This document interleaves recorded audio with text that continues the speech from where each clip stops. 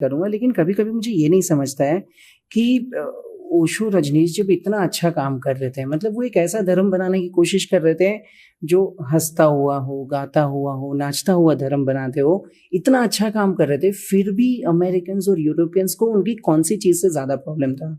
ये इनको कौन से पॉइंट से ज़्यादा प्रॉब्लम था? कौन सी सोच से ज़्यादा प्रॉब्लम था? किस चीज़ से वो ज़्यादा डर गए? कन्वर्शन जो हुआ ना अमेरिका में, जब संडे के दिन में, जब मैं अमेरिका में सेलिब्रेशन के दिन में रहता था, तो 300 लोग दीक्षा लेते थे एक दिन। सैटरडे संडे को छुट्टी रहती है, ज्यादा लोग दीक्षा लेते थे। और यहाँ भी हिंदू से तो कन्वर्शन हो रहा है क्रिश्चियनिटी में, लेकिन किसका हो रहा है? जो गरीब हैं, जो थोड़े जाति में, जिनको थोड़ा शोषण करके रखा गया है ना, उस जाति के लोग और अधिकार और फाइनेंशियल भी डिप्राइव है, वो लोग कन्वर्ट हो रहे हैं ना। लेकिन वहां जो कन्वर्शन हो रहा था, वहां हॉलीवुड के स्टार आ रहे थे, अमेरिका का क्रीम आ रहा था, वाइस चांसलर यूनिवर्सिटी के आ रहे थे, एक ऐसे ऐसे आदमी आए थे जिन्होंने कई किताबें लिखी और उनकी किताब बेस्ट सेलर है अमेरिका में, है ना। तो नोबेल प्राइज विनर आ रहे थे वहां। तो अमेरिका का जो क्रीम था वो आ रहा था, तो उन लोगों को लगा कि ये तो रहेगा। ये तो एक गलतफहमी थी कि उनको लगा कि इसको हिंदू बना रहा है। ओशो अपने कभी अपने को हिंदू ओशो ने कहा ही नहीं, वो तो जैन परिवार में जन्म लिए थे और उन्होंने जैन धर्म की भी बड़ी आलोचना की है, सब धर्मों की आलोचना की है।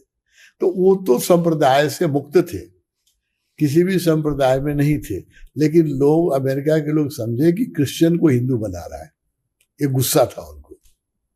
और दूसरा गुस्सा क्या था कि मनी फ्री सोसाइटी बनाई थी उन्होंने अमेरिका में, जो कम्यून बनाई थी, वो कार्ल मार्क्स की जो कल्पना थी कि जो कम्यून जो होगा, उसकी जो एक यूटोपिया कार्ल मार्क्स देके गया था, वो कहीं सक्सेसफुल नहीं हुआ। कम्युनिस्ट कंट्री में भी कहीं भी कम्यून सक्सेसफुल नहीं हुआ। रूस में बना, सब फेल हुआ। चाइना में भी आज देखिए, चाइना तो प्योरली कैपिटलिस्ट कंट्री है। इकोनॉमी को जहां तक देखिएगा, it is a capitalist country. Politically it is a communist country, economically it is a capitalist country, है ना। तो ओशो ने एक कम्युनिटी बनाई थी अमेरिका में, जो मनी फ्री सोसाइटी थी। तो कार्ल मार्क्स ने जो लिखा था कि people will work according to his ability and community will take care of their needs. वो तपोवन है, हम सब काम करते हैं। हमें तेल का भाव क्या है, चीनी कैसे मिल रहा है, सब्जी कहाँ से, हमें कुछ पता नहीं। हम किचन में जाते हैं, हमें खाना मिल जाता है। हमारे नीड्स जो है हमारी कम्युनिटी पूरा कर रहा है, हमें कुछ फर्क नहीं पड़ता है कि अभी सुने सब्जी बड़ी महंगी हो रही है, लुट्टा काठमांडू में बड़ा हंगामा है, बहुत सब्जी महंगी हो रही है, हमें कोई फर्क ही नहीं पड़ता है। हम किचन में जाते हैं, हमको 2 सब्जी मिल जाती है। Community is taking care of my need and I have to work according to my ability. मैं 81 वर्ष की उम्र में भी मैं ओशो के लिए हमेशा काम करने के लिए तैयार हूँ। इस उम्र में तो लोग बिस्तर पकड़ लेते हैं, है ना, लेकिन जब तक मेरा शरीर काम कर रहा है, तो हमारे जितने स्टाफ हैं, लोग बाथरूम साफ कर रहे हैं बड़े मजे से, कोई झाड़ू लगा रहा है भी बड़े मजे से, कोई बर्तन धो रहा है भी मजे से। तो जो भी काम कर रहे हैं हम लोग बहुत आनंद से कर रहे हैं ना। ये ओशो की विशेषता है, ये ओशो की विशेषता। और ये जीवंत आश्रम है ओशो। अभी वर्ल्ड में मैं कह रहा हूँ, सबसे जीवंत ओशो की विजन को देखना हो कि कहाँ मैनिफेस्ट हुआ है उनका विजन, तो वो तपोवन में दिखाई पड़ेगा। इसलिए लोगों को यहाँ भेजिए, देखें। अमेरिकन लोग भी पछता रहे हैं, जो समझदार अमेरिकन हैं, जो कई लोगों ने किताबें लिखी है कि America has done A blunder. America आए थे भगवान अध्यात्म जोड़ने। मैं मैं अमेरिका 20 बार गया हूँ, मैंने बहुत कैंप किए हैं, बहुत शिविर किया है, बहुत सेंटर खोला है अमेरिका में। I love that country.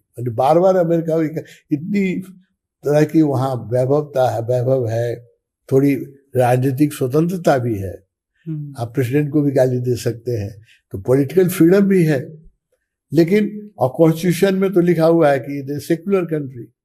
लेकिन मुझे बड़े दुख के साथ कहना पड़ता है कि it is written only in American constitution that is secular country. American mind frame is not secular. American mind जो है वो सेकुलर नहीं है। वो उसको सेकुलर बनाने गए थे, माइंड को सेकुलर बनाने। ये गुस्सा उनको आ गया। इसलिए उनको इतना सताया। और आज दुनिया भर में ओशो आश्रम बंद करा रहा है अमेरिका। मेरा फेसबुक बंद करा दिया, रोज बंद हो रहा है। हमारे जितने जो सन्यासी हैं उनके सबका फेसबुक इस गुस्से में कि उनको अभी तक ये गुस्सा है। दो गुस्सा है, एक गुस्सा तो है कि अमेरिका में रजनीश कम्युनिज्म लाना चाहता था, क्योंकि हम कम्यून कहते हैं, कम्यून शब्द कम्युनिस्टों का है। करेक्ट। तो उनको लगता है कि, और कम्यून में क्या होता है कि जो कार्ल मार्क्स की परिकल्पना थी कि मनी ही नहीं रहेगा, बहुत बड़ी कल्पना थी।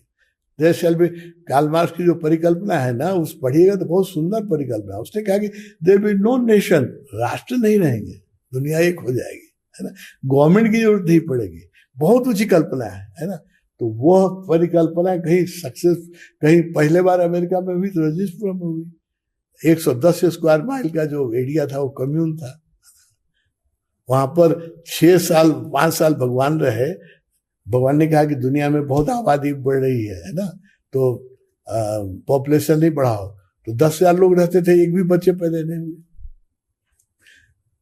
It was a cleanest city, है ना, कोई रेप नहीं हुआ, कोई सेक्सुअल क्राइम नहीं हुआ, क्राइमलेस सिटी। अमेरिका के हर शहर में तो मर्डर हो रहा है। उनको देखना चाहिए था कि ओशो आए थे अमेरिका में, अमेरिका को स्वर्ग बनाने के लिए। मैं अमेरिका में जाता हूँ, वहाँ टॉक प्रोग्राम में मैं बड़ा कहता हूँ कि अमेरिका हैज बिकम पैराडाइज। अगर आप धर्म को जोड़ दो, अध्यात्म की कमी है सिर्फ। America lakhs only spirituality. Facility सब हो गई है, स्वर्ग में जो फैसिलिटी होनी चाहिए वो सब हो गई है, लेकिन एक ही चीज कमी है, स्पिरिचुअलिटी की।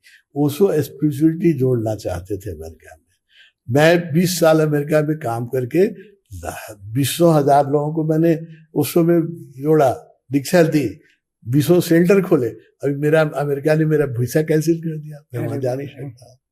तो ये बेवकूफियां हैं लोगों की। मैं कहूंगा कि ना समझी है। एक दिन अमेरिका रिपेंट करेगा कि ओशो के साथ जो उसने अपनी पावर शो की, it was show off power. एक निहत्थे आदमी को जो आध्यात्मिक जो अपना जो गन लेके नहीं चल रहा है, उसको आप 12-12 किलो का जो बेड़ी और हथकड़ी चला के और राइफल के कुंदे से उनको पीछे से धक्के धक्के के चलाया और इतनी तकलीफ दी, है ना। तो आज तो मैं कहूँगा तो अमेरिकन नाराज होंगे, लेकिन शायद 50 साल के बाद अमेरिकन इसके लिए सर ऐसे झुका लेंगे कि हम लोग से बहुत बड़ी, अमेरिका का सर झुकेगा इसके लिए। अमेरिका के साथ जो उसने बदतमीजी की है, अन्याय किया है, इसके लिए अमेरिका का सर झुकेगा। लेकिन अभी देर मुश्किल के है कि जिस धरती पर ओशो जन्म लिए, हिंदुस्तान में, जो धर्म की धरती है, जो अध्यात्म की धरती है, वहां ही लोग ओशो को नहीं पहचान रहे हैं। अभी हिंदुस्तान में ही ओशो को लोग नहीं पहचान रहे हैं। न पार्लियामेंट में उनकी इज्जत हुई है कभी, न उनकी तस्वीर कहीं रखी गई है, न उनको कोई राष्ट्रपति अवार्ड मिला है, न साहित्य। उन्होंने 700 पुस्तकें लिखी हैं, साहित्य के लिए भी कोई अवार्ड नहीं मिला है, जो अनपैरेलल लिटरेचर लिखा है। तो जिस मिट्टी ने ओशो को जन्म दिया है, दुर्भाग्यवश वो मिट्टी ही उनको नहीं समझ पा रहा है, तो अमेरिका क्या समझेगा? अमेरिका को क्या दोस्त हूं मैं? हिंदुस्तान ही नहीं उनकी इज्जत कर रहा है। हिंदुस्तान को ही पता नहीं कि कितनी बड़ी विभूति वहां पैदा हुई थी मध्य प्रदेश में। मध्य प्रदेश को और उस क्षेत्र को सोचा कि कितनी बड़ी। अमृता प्रीतम ने कहा कि पृथ्वी धन्य हो गई कि ओशो व्यक्ति पृथ्वी पर जन्म लिया, और भारत की भूमि धन्य हो गई कि भारत में ओशो ने जन्म लिया, और मध्य प्रदेश धन्य हो गया कि मध्य प्रदेश में। तो अमृता प्रीतम जैसे कवि ने समझ लिया उसको। लेकिन अभी हिंदुस्तान में आप जैसे लोगों का कर्तव्य है कि लोगों को अपनी गलती समझाएं। ओशो का मूल्यांकन हिंदुस्तान ही नहीं कर रहा है, हम अमेरिका से क्या आशा करें? सही बात है। ओशो आश्रम इतना अन्याय कर रहा है, इंडिया की गवर्नमेंट ही नहीं सुन रही है। ओशो की सारी संपत्ति, उनकी किताबों की रॉयल्टी अरबों रुपए की होती है, हर साल स्विट्जरलैंड जा रहा है, वो इंडिया में आना चाहिए। उनकी किताब 700 किताबें हैं और दुनिया की सारी महत्वपूर्ण भाषाओं में उनकी किताब छपी हुई है। उसकी रॉयल्टी से हर साल एक पूना आश्रम जैसा आश्रम हर साल इंडिया के हर स्टेट में बन सकता है ना। 30 साल में 30 जगह ऐसी आश्रम अभी 34 साल में ओशो को छोड़ गए, 34 साल में 34 पूना आश्रम बन जाता है हिंदुस्तान में। अगर हिंदुस्तान की सरकार ओशो को पहचानती तो मैं अमेरिका सरकार को क्या गाली दूं? जिस मिट्टी में उन्होंने जन्म लिया, जिस देश में उन्होंने जन्म लिया, उस देश के बुद्धिजीवी उनको शेक्सपियर कह रहे हैं, तो अमेरिका क्यों नहीं कहेगा? तो आप तो पहले तो अन्याय ये हुआ है कि उनके साथ पहला अन्याय तो भारत ने किया है, अमेरिका ने तो बाद में अन्याय किया है।